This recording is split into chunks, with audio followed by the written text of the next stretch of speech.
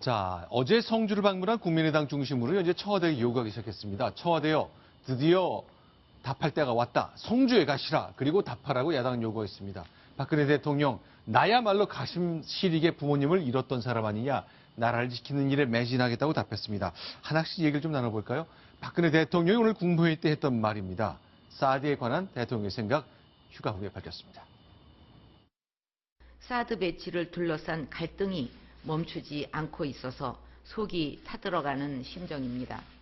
사드 배치는 오랜 고심과 철저한 검토를 걸쳐서 내린 결단입니다. 그런데도 각종 괴담과 유언비어를 퍼뜨리고 안보의 근간마저 위태롭게 흔들리고 있어서 걱정입니다. 사드 배치는 국가와 국민의 안위가 달린 문제로 바뀔 수도 없는 문제입니다. 자, 박성원 부국장께 좀 질문 드리겠습니다. 대통령 생각, 이제 생각이 절대 바뀔 수 없다. 이건 계속 가는 것이다. 천명한 거죠. 그렇습니다. 대통령이 여름 휴가를 마치고 돌아와서 공식적으로 국무회의라고 하는 어떤 형식을 통해서 내놓은 대국민 메시지로서 지금 보면 사드는 본인이 국민의 안정과 어떤 그 생명을 지키는 수호권자로서의 최종적인 은혜 속에 내린 결단이라는 부분을 다시 한번 강조하면서 아울러 적극적으로 앞으로 이에 관한 그 오해를 빚고 있는 사안들에 대해서는 직접적으로 국회의원들과 단체장들도 만나면서 어떤 국민 설득에 직접 나서겠다는 어떤 앞으로의 행동의 그런 표시이고 본인의 그 결단에 대한 진정성을 강조하는 그런 자리였다고 보입니다. 자, 국무회의를 통해서 대통령이 사드 얘기를 하면서 이 얘기도 꺼냈습니다. 자신의 가정사 얘기를 했는데요. 부모님을 하나씩 잃게 된 그 과정에 대한 그 가슴 아픈 상황에 대한 얘기를 꺼냈습니다. 역시 그 장면 듣고 얘기 나누겠습니다. 저도 가슴 시릴 만큼 아프게 부모님을 잃었습니다. 이제 저에게 남은 유일한 소명은 대통령으로서 나아가 나라와 국민을 각종 위협으로부터 안전하게 지켜내는 것입니다. 저는 사드 배치 문제를 비롯한 여러 지역 현안들에 대해 지역의 대표인 국회의원들과 단체장들을 직접 만날 것입니다. 늘 강한 모습을 보였습니다만 오늘은 가정사를 얘기하는군요. 지금 화면에 보시는 것처럼 1979년 박정희 대통령 서거 이후의 대통령의 모습입니다. 네. 지금 박 대통령이 저 말씀은 저는 김한곤 성주 군수를 향한 말이라고 생각합니다. 네. 어제도 말씀드렸지만 김 군수께서는 경북 지역에서 대구 지역에서 세 군데에서 경찰서장을 하신 정부가 하는 일을 굉장히 잘 아시는 분인데 그분이 지금 가장 앞장서서 혈전을 쓰시고 국방부에 올라와서 반대 시위를 하셨고 지금도 대책위랑 같이 움직이고 있습니다. 그렇게 해서 지방자치단체의 장이 반대를 해버리면 정부의 중앙정부가 추진하는 정책이 다 엉망이 돼버립니다. 그러지 않아도 지금 뭐 원전 지으려고 하는 데서 지금 삼척시 같은 데서 주민투표 통해서 반대가 나오고 했는데 자 이럴 경우 이 푸는 문제가 매우 어렵습니다. 사실 진짜 어렵습니다.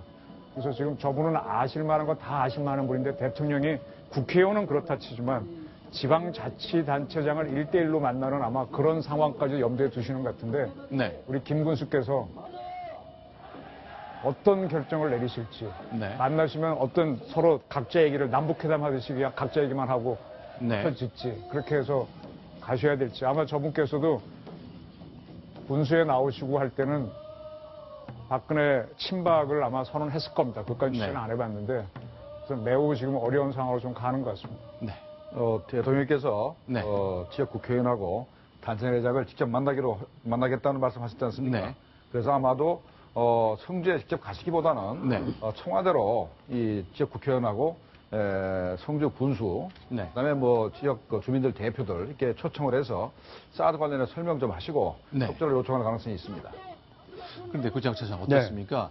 지역 국회의원도 또 성주 군수도 또 경북지사도 뭐 해당이 될 것 같은데 대통령 만나면 주민들한테는 전자파 때문에 우리 다 죽습니다. 전자파 때문에 우리 참외 다 죽습니다. 안 팔립니다라고 얘기했지만 대통령한테 이게 뭐 지위가 높아서가 아니라 그런 자리에서 이거 사실 사드 전자파 문제 많습니다. 바꿔주십시오라고 얘기할 가능성이 있다고 보십니까? 글쎄 이제 그 민의를 대변해야 되기 때문에 이 그 성주 군민들이 얘기하는 것을 대통령에게 가감없이 전해야 되는데 뭐 아직 만남이 성사되지 않아서 어떤 네. 얘기를 할지는 모르겠지만 네. 현재 대통령이 그 소명이라고 얘기한 것이 이 나라와 국민을 위한 그 위협으로부터 지키겠다고 하지 않습니까? 네. 물론 이제 부모님을 언급하긴 했지만 사실 성주 군민들이 걱정하는 것은 네. 앞선 그 기성세대보다 네. 앞으로 후대에도 안전하게 과연 이 사드 배치 이후에도 성주 군민들이 그 아이들을 안심하고 키울 수 있느냐 여기에 네. 좀 관심이 있거든요. 네. 이것에 대해서 박근혜 대통령이 여러 어떤 과학적인 근거를 제시하면서 걱정하지 않아도 된다. 성주 네. 국민들은 오히려 이 대한민국 안보의 최일선에 있어서 대한민국을 지키는데 성주 국민들이 좀 나서달라. 이렇게 그 뭐 단체장보다는 네. 오히려 좀 그 국민들을 직접 만나는 것이 네. 더 효과적이지 않을까 하는 생각이 좀 듭니다. 네. 우리나라는 그 조선시대부터 오랫동안 중앙 집권을 해온 나라입니다. 네. 미국이나 일본 같은 나라는 지방 분권, 네. 지방 정부가 굉장히 있다가 이렇게 유나이티드나 또는 어떤 그 하나의 나라로 해오는 과정인데, 따라서 미국이나 일본을 보게 되면은 지방 정부와 중앙 정부가 대립한 적이 여러 번 있습니다. 네. 지방 정부가 어떤 뭐 반란을 일으킨 적도 있었고요. 근데 우리들은 이제 처음 있는 안에 사건이 벌어질 텐데, 과거 미국 같은 경우에서는 그 전쟁이 났을 때 주 방위군을 동원하자 그러면 주지사가 동의를 안 해갖고 설득하고 하는 과정들이 있었어요. 네. 과연 그러한 사태를 대한민국에서 보게 될 때 대통령의 마음은 어떠할지, 그다음에 성주 군수의 마음은 어떠할지, 저는 아마 한국 정치사에서 지난번 그 1로 3기 붙었을 때 그 열지 못한 구로구청 네. 그 투표함. 투표함을 열었잖아요. 그와 못지않는 대정치적 사건이 일어날 걸로 보입니다. 자, 그러면요. 어제 이제 박지원 국민의당 비대위원장이 성주에 내려갔기 때문에 박수를 많이 받았거든요. 전에 없었던 일입니다. 그래서요. 정진석 원내대표가 오늘 또 박지원 대표를 향해서 일가를 했습니다. 이렇게 얘기합니다. 듣겠습니다. 야당에게 단도직입적으로 묻고 싶습니다. 사드가 아니라면 북한의 핵과 미사일은 어떻게 막겠습니까? 이 질문에 야당은 분명하게 답해야 할 것입니다. 북한의 핵과 미사일을 외교로 풀어야 한다는 주장이 있습니다. 이런 주장은 터무니없는 것입니다. 핵무기는 핵무기로만 억제할 수 있습니다. 핵무기는 핵무기로만 억제할 수 있다. 야당이 외교로 풀어야 한다고 얘기하지만 실질적으로 가능한 일이 아니라는 걸 알지 않느냐라고 묻고 있습니다. 그러니까 야당 주장은 네. 일단은 북한이 핵미사일을 쏜다는 문제는 남북관계가 이제 나쁘니까 그런 걱정을 하는 것 같은데, 일단 남북관계를 개선하면은 북한이 핵미사일을 안 쏘겠느냐, 안 쏘지 않겠느냐, 이런 얘기고, 또 중국과의 문제도 중국에 네.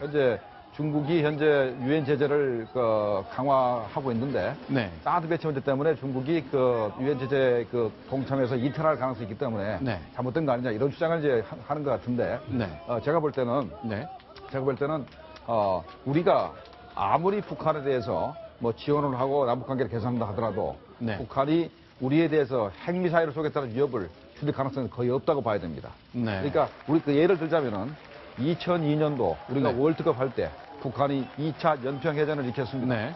그때가 바로 어떤 경우였냐면 우리의 마지막 비료가 네. 북한에 도착하는 그 시점에 네. 비료 다 얻어먹고 나서 바로 쐈습니다.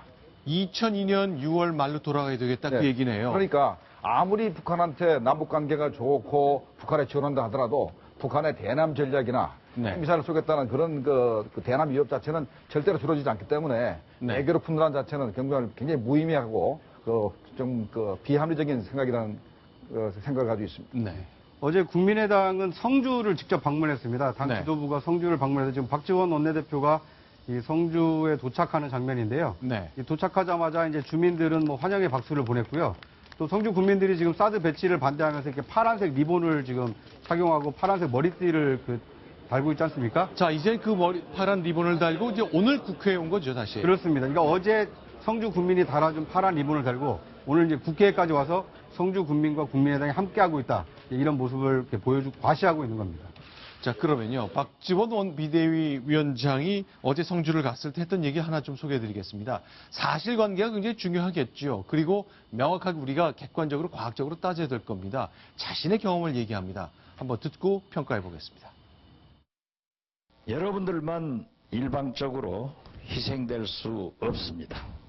성주를 위해서, 대한민국을 위해서 성주국민 여러분과 국민의당 우리가 끝까지 함께 싸우겠습니다.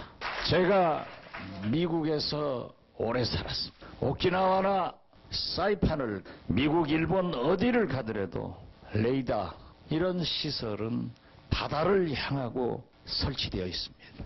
그런데 왜 성주는 읍내 사람을 향해서 설치한다고 하는지 참으로 이해할 수 없다는 것을. 자, 참으로 이해할 수 없는 일을 몇 가지 얘기했습니다. 우리나라 레이더는 왜 우리 주민들을 향할까? 외국 나가면 전부 다 무해한 바다를 향하는데 이게 박지원 국민의당 비대위원장의 얘기입니다. 네. 저도 참으로 우리 박 대표께서 저런 얘기를 왜 하시는지 이해가 안 됩니다. 네. 지금 미국이나 괌, 사이판 이런 나라들은 적국이 없습니다. 네. 따라서 외적이 온다면, 공격이 온다면 바다로부터 오니까 네. 주로 바다에 설치했겠죠. 네. 근데 대한민국은 매우 유감스럽게도 분단이 돼 있고 분단은 육지를 통해서 이루어지고 있습니다. 그래서 육지를 향해서 저기를 쏘게 되는 거고요. 네. 저 무기는 전략 무기이기 때문에 최전방에 배치할 수가 없습니다. 네. 그린파이널라이어도 물론 중부 지역에 있고요. 그 다음에 그거 외에 우리나라 여러 가지에 있는 방공 레이더도 중부 지역에 있는 것들이 있습니다. 그런 네. 것들을 모르고 저런 얘기를 하시니까 저도 참 되게 답답합니다. 네. 제가 뭐 한마디만 지적을 하겠는데요. 네. 아무리 미국에 오래 살았다 하더라도 네. 그 양반이 어떻게 레이더를 받겠습니까? 아, 뉴욕에서 사업을 하셨잖아요. 그러니까 레이더를 어떻게 봅니까? 이 군사기지 가운데 있는 레이더를 어떻게 봤는지나 의심스럽습니다. 아, 직접 봤다는 뜻은 아니고 내가 미국 오래 살았으니까 좀 아니까 좀 믿어달라 그런 얘기를 하신 거예요. 미국 영화 보게 되면 미국을 지키는 노라드, 북미 방공사령부 나오죠. 네. 굉장히 유명한 뭐 스타워즈라든지 항상 미국이 공격받는 거 나올 때마다 나는 사령부인데 그 사령부가 어디 있습니까? 미국 가장 중심부 내륙의 레이더 기지와 같이 있잖아요. 네. 저렇게 엉터리인 분이 저렇게 이야기하니까 진짜 선전선동의 대가십니다.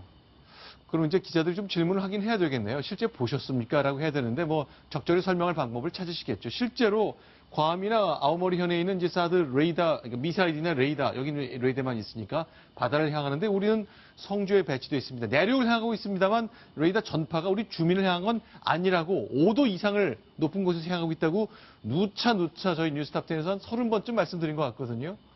뉴스탑10을 안 보시는 것 같습니다. 자, 그런데 그렇다면 이렇게 설명하고 있거든요. 성주의 반응, 국민들은 뭐 일단 저게 박수를 쳤잖아요. 그렇죠. 야당에게 특히 이제 호남 지역을 기반으로 한 정당을 향해서 성주 주민들이 이렇게 박수를 보낸 적이 없었던 일 같아요. 그렇습니다. 그러니까 이제 성주 주민들 입장에서 보면은 뭐 이제 정부에서는 이 결정을 해서 그 성주 배치를 기정사실화하고 있는데 야당에서 와서 당신들의 얘기에 우리도 동참하겠다. 당신들 입장에 동조한다. 이제 이렇게 얘기하니까 뭐 어떻게 보면 이제 원군이 온 셈이니까 박수를 치고 했는데요.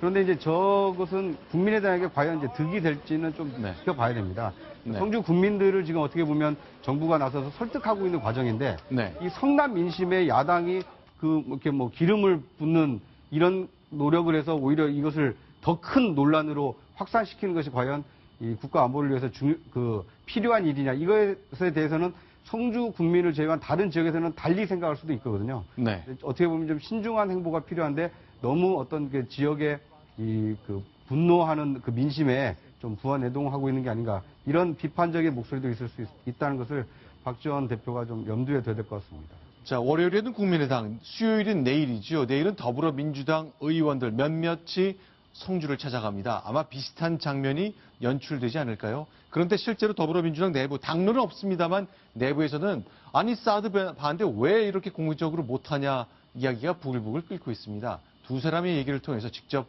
확인하겠습니다. 사드 문제에서는 우리가 분명한 당론을 내놓지 못하고 있는 것은 좀 말이 되지 않고요. 당당하게 정책과 노선을 언제든지 국민께 밝힐 수 있어야 된다 하는 생각입니다. 과연 평화 통일을 위해서 이 당이 앞으로 어떻게 걸어가야 될지에 대해서 알겠습니다. 이 사드 배치도 거기에 장애물인 것인데 거기에 대한 단호한 입장이 있어야 되는 겁니다. 박정원 부국장 어떻습니까? 당당하게 밝히자 왜 못하고 있느냐 이런 흐름이 좀 나오는 거죠? 지금 아마 송영길 네. 추미애 의원처럼 이렇게 대표적으로 지금 당권 도전에 나서고 있는 이런 주자들이 사실상 재검토를 요구하고 있는 이 상황은 앞으로 전당대회 이후에 들어설 새 지도부가 결국은 현재 당의 다수를 차지하고 있는 친노 친문 이러한 의원들의 기류와 궤를 같이 해서 사드에 대한 반대 입장을 공식화하고 나설 가능성을 상당히 이제 시사하는 대목인데요. 네. 결국은 아마 저렇게 됐을 때 그 이제 김종인 비대위원장이 물러나고 새로운 체제 하에서는 공식적으로 국민의당과 함께 네. 아마도 그 사드 반대 목소리를 높이면서 특히나 이제 성주뿐만 아니라 어떤 국회에서의 반대 목소리를 높여갈 가능성이 높기 때문에 네. 지금 박근혜 대통령이 대국민 설득과 정치권에 대한 설득에 직접 나선 상황, 이런 상황에서 과연 과학적인 근거, 그다음에 이 사드 배치의 필요성, 그러면 사드 배치를 하지 않을 때의 대안, 이런 부분을 놓고 본격적인 정책 경쟁이 아마 본격화될 수 있는 이런 상황 같습니다. 네. 근데 추미애 의원께서 네. 평화통일에 사드 배치가 장애물이 된다는 표현을 하셨지 않습니까? 네. 그런데 그러면 사드가 없으면 평화통일이 되는 겁니까? 지금 사드, 네. 현재 사드라는 것이 북한의 핵미사일 능력이 자꾸 보도가 되고 네. 사드가 없이는 대한민국 국민을 지킬 방법이 다른 방법이 없기 때문에 네. 미국의 자산을 우리가 빌려서 네. 미국이 이제 국내에 가져와서 이제 우리 국민을 지켜달라고 하는 것인데 네. 그러면 사드가 없으면 평화통일이 가능하냐 이런 말입니다. 네. 사드가 없으면 북한의 핵미사일이 없어집니까? 그래서 난 그런 측면에서 네. 이 아무리 야당 의원이라 하더라도 네. 그 반대를 위해서 네. 사드가 평화통일의 장애물처럼 이렇게 얘기하는 것은 네. 정말로 좀 억지가 아니겠나 이런 생각이 듭니다. 실제로 이제 그 한미 주한 미군 사령관, 브룩스 사령관도 최근에 이제 관련된 얘기를 몇 차례 내놨습니다.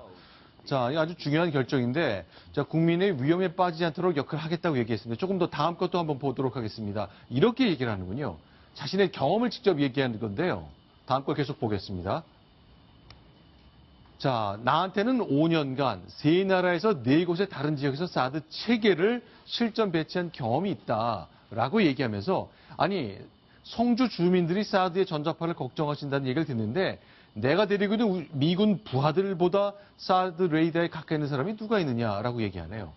브룩스 사령관의 한번 이력을 조사해봤습니다. 지금 5년간이라고 그랬지 않습니까? 네. 저분이 현재는 이제 한미연합사령관인데 그 직전 보직은 태평양 육군사령관이었습니다. 네. 태평양 육군사령관이 관할하는 육군부대는 괌에 있는 이제 사드를 운영하는 저 부대하고 네. 일본에서 역시 사드를 운영하는 부대입니다. 네. 그다음에 육군사령관, 태평양 육군사령관 하기 전에는 그 이라크하고 아프간 전쟁을 치른 중부사령부에서 네. 육군사령관, 제3군사령관 3스타 갖고 했습니다. 우리나라는 네. 보통 군사령관이 4스타인데 저기는 3스타입니다. 그래서 3군사령관이 있으면서 했는데 그때 한 번도 미국이 공식적으로 발표한 적은 없는데 네. 3군 사령부 잔할구역에 사드를 일시적으로 배치했다는 짤막한 기사가 있었습니다. 네. 그러니까 어딘지는 저도 확인이 안 되고 미군도 확인을 안 해주는데 따라서 중부사령부에 있을 때 한 번, 태평양 육군사령관 때 한 번, 그 다음에 한미연합까지서 또 한 번 네. 이렇게 운영을 직접 해본 거죠. 그래서 해봤기 때문에 자기 부하들이 거기서 전자파를 쪼이고 뭐 이렇게 쭉 지냈으니 가장 잘한다. 해본 사람이 하는 이야기죠. 네. 네. 그리고 조금 아까 네. 브룩스 사령관이 부하들 앞에서 연설하는 장면이 나왔지 않습니까? 네. 그 바로 앞에 사드 포대가 있었죠. 네. 그렇다면 말이죠. 바로 뒤에 네. 500m 뒤에 바로 사드 레이더가 있는 겁니다. 자, 지금 서 있는 저 장면이거든요. 그렇죠? 그러니까 바로 뒤에 사드 레이더 앞에서 브룩스 네. 사령관이 서가지고 부하들한테 이렇게 훈시하고 있는 거기 때문에 네. 만약에 사드 레이더가 위험하다면 사령관이 저렇게 서가지고 이게 훈시를 하겠습니까? 네. 자, 이렇게 진행되고 있습니다만 이제 지금요. 네. 북한에서 핵실험을 했던 길주지에 귀신병이 돈다 그러잖아요. 네. 지금 우리는 오지도 않은 성주에 그런 병 도는 거 아닌가요? 네. 그리고 저런 게 병이 돌았다면은 괌이나 이런 데 네. 돌았어야 되는데 그런 거 없지 않습니까? 그래서 이 심리적인 게 이게 굉장히 부담스러운 건데 저는 이제 개인적으로 원자력이 굉장히 관심이 있어서 대한민국 원전을 아마 가장 많이 가본 기자 중에 한 명일 겁니다. 그래서 저는 네. 원전에 가면요. 겁을 안 먹고 자유롭게 사람들이 제지를 해서 그렇지 저 통제구역이라서 막 돌아다니는데 원전에 근무하시는 분들은 자유롭게 행동하거든요. 네. 밥도 먹고 뭐 자기네 어디 몰래 가서 담배도 피우고 하는데 알면은 안 두렵습니다. 무서워서 두려워하는 건데 네. 원전을 모르는 사람들이 밖에 나서 원전 위험하다고 반핵 시위하지 않습니까? 아주 멀리 떨어져서 운전하시는 분들은 전혀 걱정 안 합니다.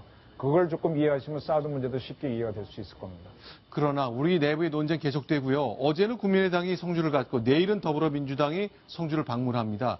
이렇게 있는 일들 어제도 뭐 참여정부의 비서관이 중국 매체 기사도 쓰긴 했는데 중국이 계속 우리를 압박해서 보이지 않게 피해를 입힐 테니까 우리가 그거 걱정해야 된다, 대비해야 된다면서 반대론도 펴고 있는 사람도 꽤 있거든요. 그렇습니다. 이 중국이 한류 콘텐츠에 보복할 수 있다라는 얘기가 네. 좀 돌고 있는데요. 뭐 엑소라든지 빅뱅 같은 이 가수들의 이 중국 공연이 뭐 취소됐다든지 아니면 그 중국에서 활동하고 있는 배우의 이 녹화분이 편집되거나 또는 촬영이 취소됐다 이런 루머가 돌고 있는데요. 편집됐다는 게 이게 드러냈다 그 그렇습니다. 뜻이죠? 그러니까 촬영분이 이제 방영되지 않도록 네. 이 편집됐다는 얘기인데 그런데 이제 그건 어차피 루머일 뿐이고요. 실제 엑소나 빅뱅의 경우에는 그 당초부터 이 중국 공연 일정이 없었다라고 네. 해명을 하고 있고요. 네. 그 배우 유인나 씨의 경우에는 중국 활동에 아직 문제가 없다라고 얘기를 하고 있습니다. 지금 저렇게 이제 한국의 남성 그 댄스 그룹의 무대 관련해서 중국 팬들이 굉장히 좋아하잖아요. 그래서 방송에도 출연하고 공연장도 찾아가고 하는데 애초에 계획이 없었는데 이게 취소됐다는 루머가 계속 돈다는 얘기겠네요. 그렇습니다. 이게 한 보도 때문에 이런 얘기가 돌고 있는데요. 네. 중국의 국가신문 출판광 전 총국이 네. 국제적 요인을 이유로 한국 연예인들의 중국 내 활동을 규제할 것이다라는 보도가 지난 1일 날 이 현지에서 흘러나와서 네. 연예계가 이제 좀 긴장을 하고 있는 겁니다. 근데 아직까지 뭐 구체적으로 나온 건 확인되진 없다는 것 않았습니다. 봐야 되겠고요. 이게 이제 사드 배치에 이렇게 네. 반대하는 사람들의 네. 논리가 그런 겁니다. 네. 그러니까 사드를 배치하는 것은 이제 국방 안보를 튼튼히 하는 효과는 있지만 네. 어떻게 보면 이제 경제 안보라든지 외교 안보적인 측면에서는 그 희생이 좀 불가피한 거 아니냐.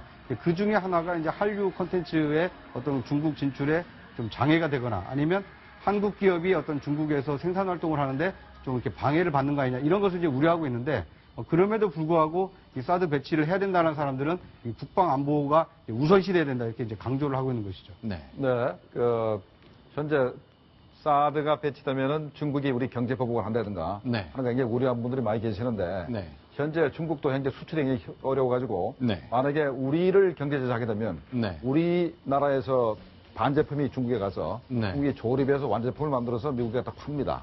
그렇죠. 최근에 그 LG하고 네. 삼성의 그 전자제품들이 네. 미국에 들어갔을 때 미국에서 관세를 보복 관세를 많이 물렸습니다. 네. 그때 한국과 중국이 동시에 대응을 했거든요. 네. 우리는 부품 팔아먹었는데 그게 바로 미국에서 걸렸고 네. 중국에서는 완제품을 팔아서 미국에서 현재 보복 관세를 매겼지 않습니까? 네. 그때 이게 바로 한국과 중국의 바로 그 경제적인 그 긴밀 관계입니다. 네. 만약에 우리 물건을 경제로 보복하게 되면은 중국 자체가 타격을 있기 때문에 함부로 이렇게 경제 제재를 할 수도 없고, 그다음에 만약에 제재를 하게 되면 WTO에 제소가 되기 때문에 나중에 오히려 굉장히 많은 그 배상금을 물어야 되기 때문에 함부로 경제 제재를 할 수가 없습니다. 자, 일단 뭐 그렇게 예측은 합니다만 실제로 어떻게 벌어질지 뭐 그거 아무도 예상할 수 없는 겁니다만 중국도 우리를 보복할 때 그 대가를 치러야 한다는 것 이것만은 꼭 피할 수 없는 사실이겠죠. 단단한 각오가 필요한 때로 접어든 것 같습니다.